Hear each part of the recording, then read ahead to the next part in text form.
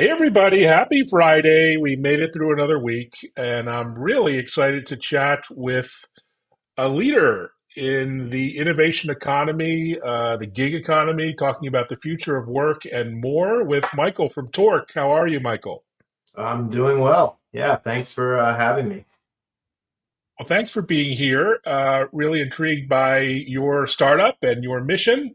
Lots of questions before that. Maybe introduce yourself and who is Torc? Yeah, sure thing. Quickly, I'm a Boston native, born and raised, grew up, went to school here. Computer science was my focus in college. Got into the software industry.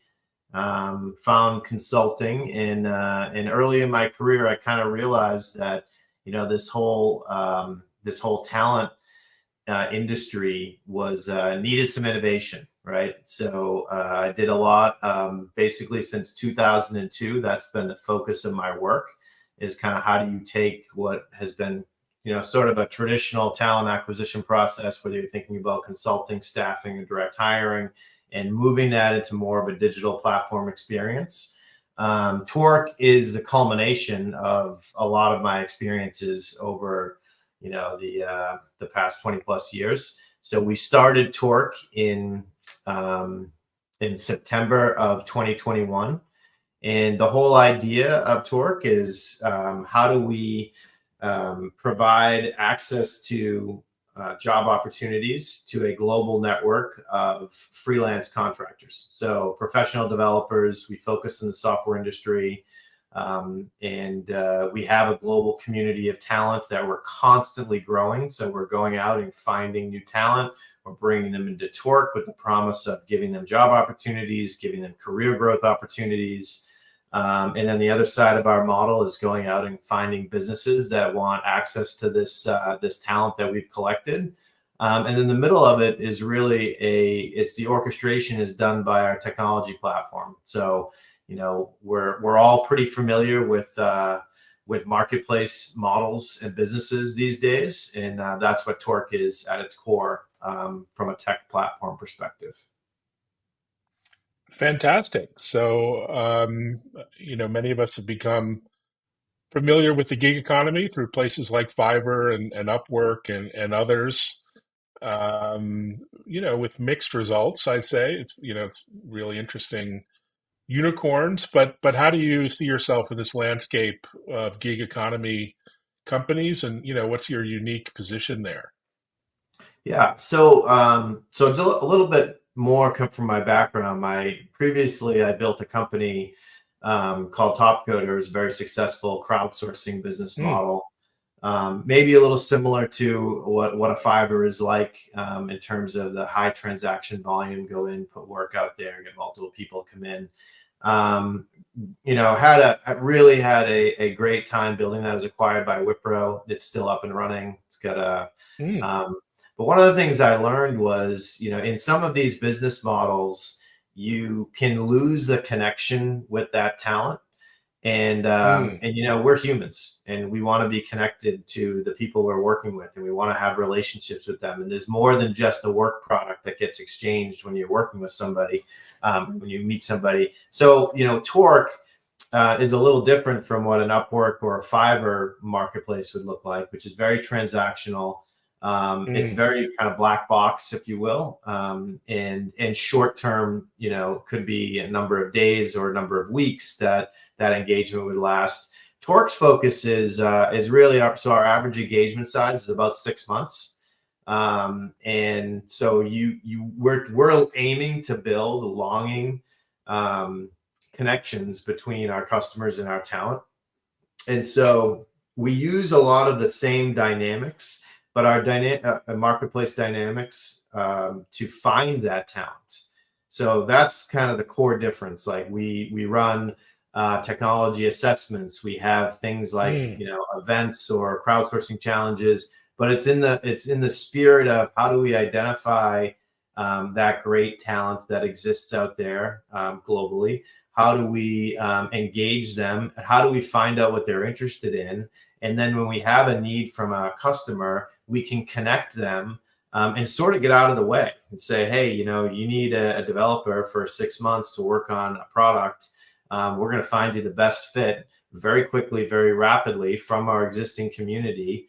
So that's really where we differ from, I think, what a Fiverr or or an Upwork would traditionally fill. We're doing, I'd say, more longer term, often more complex and higher end type of job requests. Yeah, sounds intriguing. And tell us, how do the mechanics of your talent sort of network at Torc work? How do you match remote developers with the companies they work with? Yeah, so I'll geek out a little bit in this answer, but Please. so here's the experience from a talent perspective. And you know, as you'd be able to tell, I'm really passionate about making this a great experience for the talent. So they come to Torc, they kind of, you know, drink our Kool-Aid and say, hey, this might be good for my career. Let's become a member. They join the Torc community. There's no charge to the talent. They create a profile. That's kind of step number one. So in your profile creation, we pull in, so we're not trying to recreate everything you've ever done in your life and kind of give us all that information. We can pull it from different places. So we have sources that we can get, like LinkedIn, to get your work history. If you're a Mm, software developer, you'll have accounts on platforms like GitHub and Hashnode and things like that. We can get an API access in to get the metadata from that. So we can say, hey, mm, you know, we can look at what you actually do for the last 12 months on GitHub, right? How many commits did you do? What languages did you work in? You tell us a little bit about yourself, like, hey, what are the things you're interested in? Which skills you have? And then you can do assessments on our platform. So a lot of things like, okay, great. You said you're good at React, right? As a software development language. We see in your work mm. history that you had a job where you did React. Now here's an assessment. Show us how good you are versus your peers. And we can put all that together. That's the profile.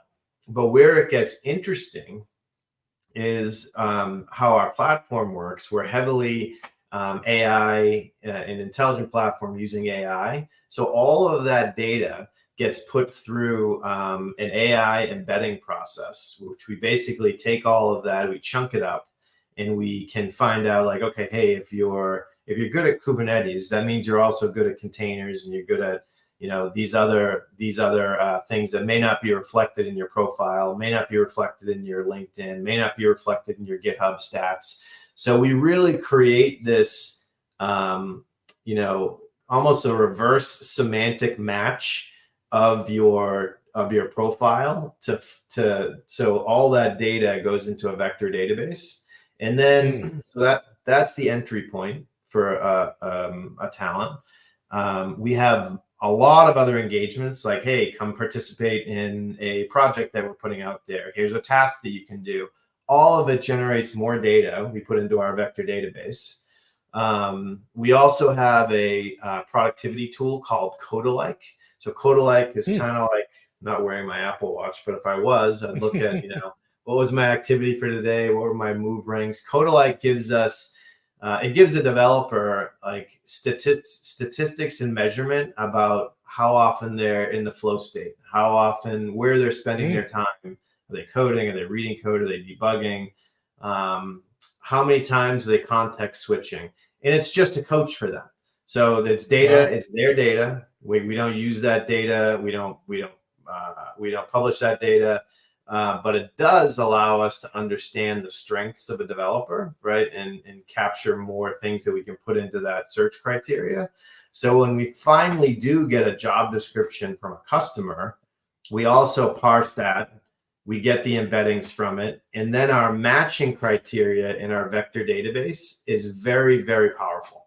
So we Mm. can very quickly find talent that can satisfy a job request like in seconds, right? And ideally Wow. within minutes, we can get a set of initial candidates in front of a customer. Now they may not be available, but what we try to do is say, hey, what about these? Are these the type of resources you're looking for? And if they are, then we know that we've got the search criteria right. Let's go get the candidates that are ready to apply. Fantastic. It's quite a tour de force on the tech side. Really interesting.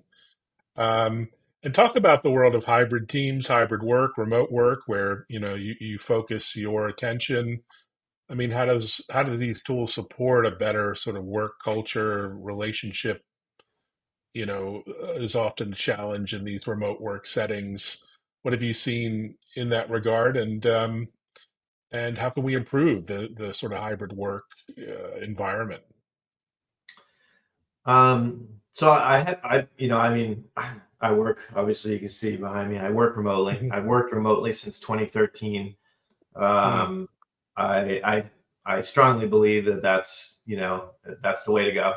That doesn't mean you don't need to get together. Like, you still need to have mm, meetings, and you need to have culture, and you need to bring people together, but it doesn't have to be a command and control 5 days per week, or even Tuesdays and Thursdays. So I think I heavily believe in the remote culture piece of it, and I think what we've seen as this remote world has unfolded is that people now are they're they're more interested in the type of work they're doing than people may have mm, been in the past. So it's like, well, you know what, I really like doing this, so I'm just gonna focus on doing this.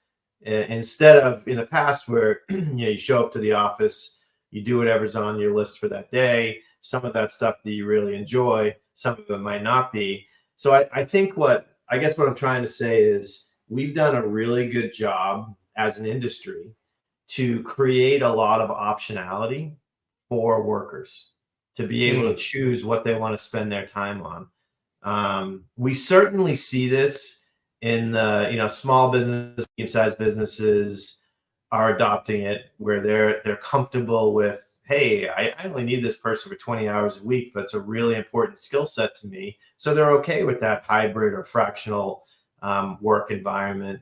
Um, and that provides power to the talent, because they can say, I'm going to do 20 hours over here, I'm going to do 10 hours over here, and another 10 hours over here. I think the issue and the opportunity, can't remember how you phrase it or what we can do better, is that enterprises haven't adopted this enough yet. So enterprises are still looking for, I want you dedicated 40 hours a week, mhm, in your keyboard, on your Zoom terminal, sitting in mhm, your chair. I think as enterprises start to catch on, it's going to create more opportunity for these hybrid work opportunities, and it's going to be hard to turn. We're not going to turn back, right? So, like, if you go back and you look at what did I do for the last 3 months, maybe it was parts of 4 or 5 different project teams, mm. and I think that can create a really great worker experience, talent experience, but the industry is just lagging a little bit. So Great insights. Thanks for that. Um, talk about the marketplace globally. You have a really unique perspective on talent worldwide, offshore, onshore here in the U.S. What are some of the hot spots, and where are you seeing sort of the next generation of software engineering talent coming from? that's a great question. That's something I've been a student of this for a long time, and the answer that I would have given you 5 years ago is different than the one that Mm, I will give you today, which I think is cool. Um, so there's a huge growth of demand for near shore talent, and um, versus 5 years ago, it was either remote or in office. mm, Now we've brought in this other dimension, which is called time zone. So right. when the pandemic happened and we were all kind of forced to work remotely, what became important was whether or not you were in the same time zone. Right? It didn't matter if Mm, you were 60 miles away or 30 miles away or 3,000 miles away, but if you're in the same time zone, then we can communicate. We can get on meetings. We can do scrums in the morning. We can So that dimension became really important to the creation of teams. And I think in a certain degree, it hurt the traditional offshore model, which is 10, 12 hours difference from your working hours, right? It's like you're in the US and you're working with resources in Asia. It's a big time gap. So the growth happened. I saw it immediately, where in US and Canada, right? Which culturally very aligned, language aligned. But then the explosion in the last few years has been Latin America. So it's been Mm. US based companies looking to get access to resources in Latin America. It's got a great and growing talent base. It's got good educational structure, strong engineering. By country it varies, a little bit, but there's a ton of supply of talent in Latin America, and that's really where I've seen the most dramatic growth, maybe in my career. That if I look back and I think about where I've seen the talent growth, certainly in the .com era, back, before I had any gray hair, we had a bunch of growth of U.S. based resources, and then we had the growth in the India offshore movement. This might be even bigger than both of those. Wow, that's phenomenal. Well, it's great to hear. You talked about AI and vector databases and other technologies in your platform at Torc. Talk about the talent war for AI, data scientists and other skill sets that are in huge demand. You must be getting involved in some quite, interesting projects there. Yeah, I mean, you can't get into a conversation without talking about AI these days. um, I'll tell you, I, we sort of, um, we sort of watched to see what was unfolding first, because as we saw, I mean, a lot of your AI engineers are overlap with what a traditional full stack developer or back end developer skill Mm, set would be, right? In terms of languages and platforms they work on. Um, and so what we've seen though in the last 6 months or so is that it's become, instead of this amorphous, hey, are you an AI software developer, which means close to zero. Now it's saying, well, okay, hey, do you have experience in Python, and mm, do you have any training in prompt engineering, right? And mm. those two things together become a skill set that is in high demand. So it's and that's really what we've started to focus on, is like, how can we, so number one, identify resources that have those skill sets, but number two, provide opportunities for, if you are a Python developer and you don't understand the concepts behind prompt engineering, here's how you can learn it, right? There's a course on Coursera. It's taught by a professor from Vanderbilt. It's a fantastic Mm. course. You can learn it in a couple of weeks. So we're starting to grow that capacity of talent. And I think that's where it's heading. And I think, even beyond software developers, it'll be people that have, do you have a clinical background, right, in the Mm. healthcare space? And are you trained in prompt engineering, right? So, combine those things together and we have a really powerful combination. So that's currently kind of where I see it going. I think there'll be, I think there'll be more. There's going to be more to come in this space, and in a different way of looking at.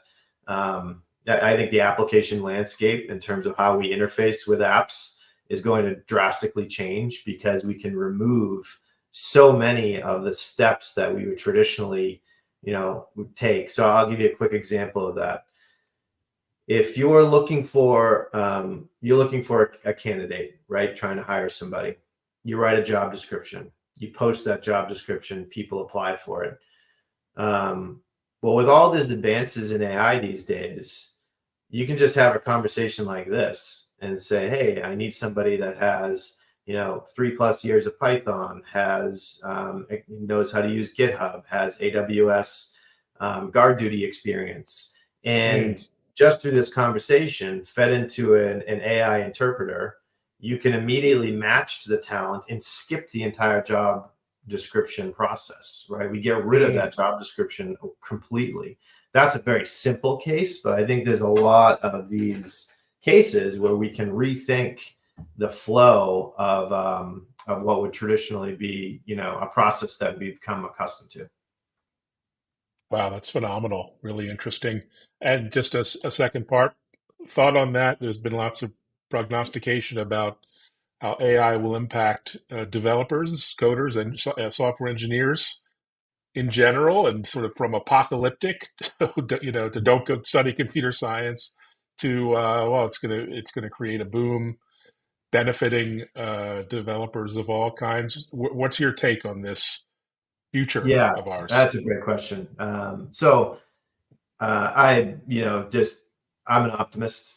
Mm, I tend to look at things with that that view. And I think that the demand for software development talent is going to remain. It's going to increase. There's not been a ceiling on the amount of software development capacity that there's no ceiling to that capacity, because mm, there's always the next innovation. There's always the next way of doing things. There's always, and this isn't from this part. Now, I've been in the software industry since the late 90s. This isn't the first time we've had a groundbreaking technology that has removed mm, a giant set of activities that a developer had to do, right? When new programming languages come out, and all of a sudden you don't have to worry about 30% of what you used to have to worry about. A new technology comes out like cloud, and now you don't have to worry about servers mm. or infrastructure, things like that. So although I'd say this is probably a little bit more than those, by the same vein, like all that extra capacity that was theoretically created by giving those that extra productivity to a developer, it was immediately sucked up by the demand for new tech, new innovation. So I don't think it's going to go away. I would say if you have an inclination for computer science, go for it. Absolutely. Don't change your major, kids. Not yet. Um, and speaking of talent, do you care to call out any clients, customers, in terms of the impact you were able to make with them, and maybe the industry you were to help in, without calling out favorite children? You have lots of customers, but any examples you might Yeah. share? Yeah. So we have our customer base we have a lot of technology companies. So shocking, Mm, right? We have a decent amount in financial services, and I think when I look at who's been kind of a great example of a customer for us, it's a company. There's in the educational space called School Status, right? They're a great mm, company. They're building a lot of great technology. They are focused in the education space, which has obviously changed dramatically since the pandemic. They're fantastic to work with. Other companies like All Trails, mm. one that a lot of people will be familiar with from an application perspective. And I call those two out just because you know they're they're companies where their only constraint in growth is the speed at which they can innovate, and we can help them. We don't solve all of it, but we can help with a piece of that for them. And that's a great alignment when you can find that win-win relationship between customers. Wonderful. Well, great stories. So what's next for you? Anything you care to share on the roadmap, or what's next in shaping the gig economy over the next year or two? Um, I'm really passionate about moving away from. I feel very strongly in this concept of productivity, in that it should kind of replace.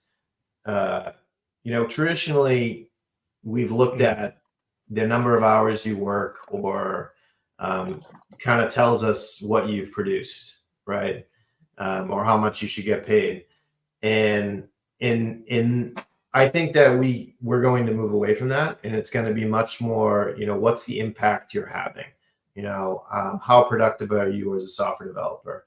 And the reason why I'm passionate about that is because a lot of other industries, take it sports, or or more of your music or something like that, that's more in the arts.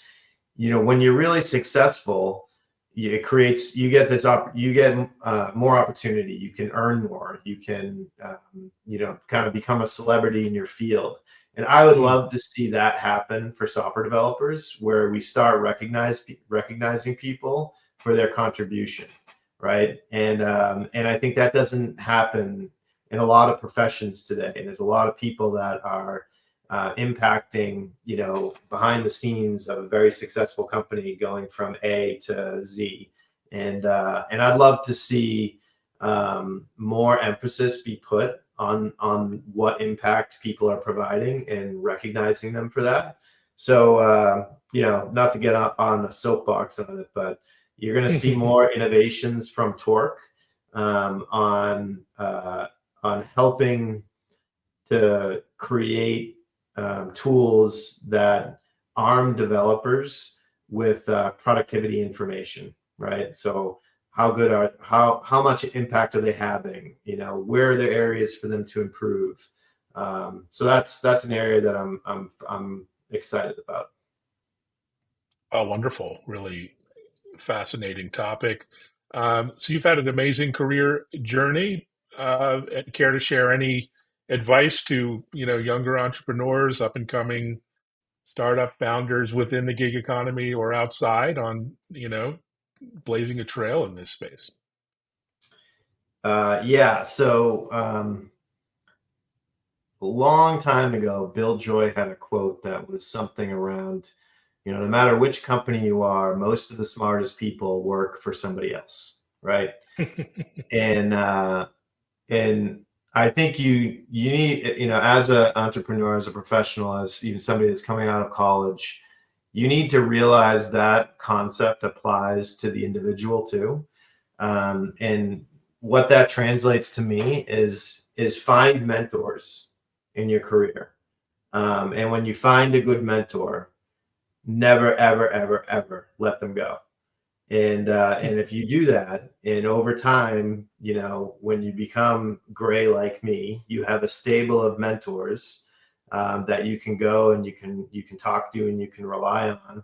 I have one mentor that for the last 12 years, we've caught up every 6 weeks. Wow.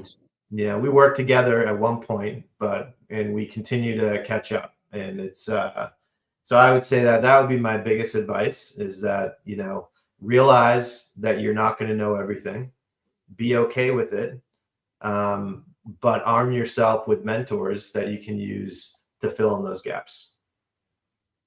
All fantastic advice. Actually hard to execute on, and over decades, but well done. Really interesting approach. What are you looking forward to over the next few weeks, months? Any events or travel plans otherwise on your radar? I want the weather to get better in the Northeast. I want to get out in the lacrosse field with the kids, and I'm hoping my travel is light for the next few weeks. Always, always a good request. Well, thanks so much, Michael, for joining. Really a fascinating look into this world of work, and onwards and upwards. Take care. Great. Thank you very much. And thanks everyone for watching. Reach out to Torc and look forward to our next chat. Take care.